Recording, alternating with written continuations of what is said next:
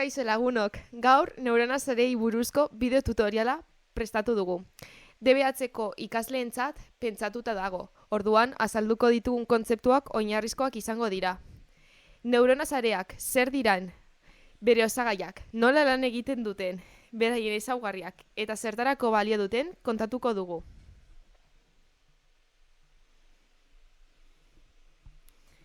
Lehenik eta behin, definizio bat emango dugu. Neurona sarea animalien burmuinetan oinarritutako modelo informatikoa da. Neurona sareen egitura hemen ikus dezakeguna da. Neurona sare guztiek zenbait oinarrizko osagai dituzte.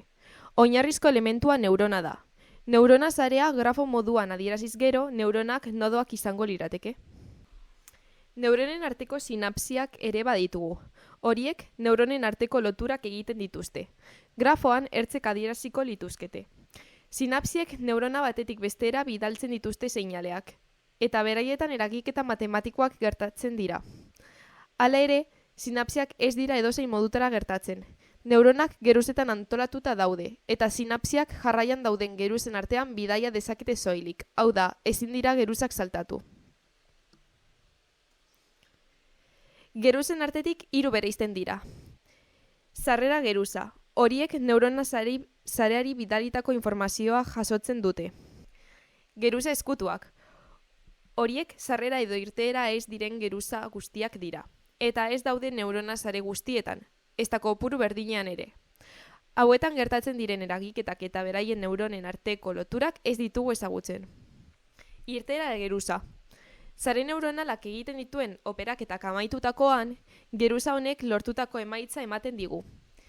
Hori balore bat, bektore bat edo edozein motatako erantzuna izan daiteke.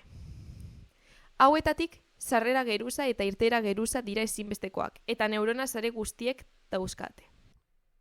Orain, neurona sareen sailkapena emango dugu. Neurona sareak 3 taldetan sailkatzen dira. Geruza bakarrak dutenak, horiek ez daukate geruza eskuturik eta oso sinpleak dira. Geruza anitzudunak, geruza eskutu bat edo 2 dauzkate, eta sare sakonak, geruza eskutu asko dituzten sareak, gutxienez 3. Hauek oso konplexuak dira. Erabilerak.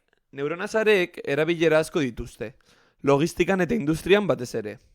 Logistika enpresa batzuek erabiltzen dituzte bideak eta entrega denborak ikertzeko, eta horrela haien funtzionamendua hobetzeko. Industrian, aldiz, lantegietan nahi den emaitza lor dezaten, fabrikazio prozesuak kontrolatzeko erabiltzen dituzte.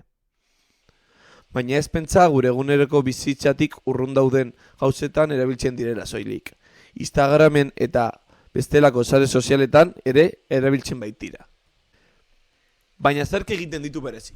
Sareek beraien kabuz ikas dezakete, edo adibiden bitartez entreatu daitezke. Instagrameko algoritmoaren atzean dauden neurona sareek esperientziaren bitartez ikasten dute, eta zer eduki mota ikusi nahi dugun jakin dezakete.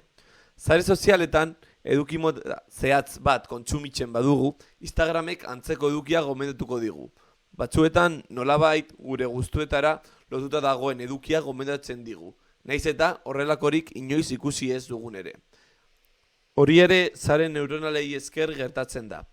Ikusi ditugun erabilengatik eta haien aplikazio hain ezberdinengatik malgutasuna eta moldagarritasuna lortzen dugu arlo askoko arazoak ebazteko. Eskerrik asko zuen arretagatik.